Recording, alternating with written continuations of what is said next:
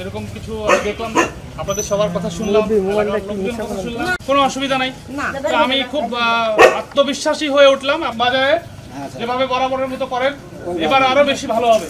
আশা তো আছে, যেভাবে বড় হয়েছি আমরা মারাও যেতে চাই এরকম সুন্দর পরিবেশ।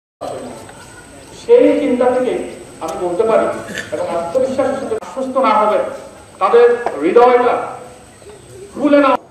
আমরা যদি আবারও আমাদের আচার আচরণের মধ্যে এবং এই প্রত্যয়ে আমরা দৃঢ় কঠিনভাবে আমরা সবাই একে অপরের মধ্যে, অনেক অসহায় মা বোনরা আছেন, পরিবার আছেন, এখন আপনাদের প্রতিদান দেওয়ার পালা। এখন আপনারা এই দেশ যতটা পারেন পালন করবেন। এটা আমার পক্ষ থেকে, বর্ডার গার্ড বাংলাদেশের পক্ষ থেকে মিটিংটা হচ্ছে, এটা আমরা সমাপ্ত করব। আপনারা জানেন যে বর্তমান প্রেক্ষাপটে বিভিন্ন জায়গাতে এক ধরনের শঙ্কা ঝুঁকি তৈরি হয়েছে।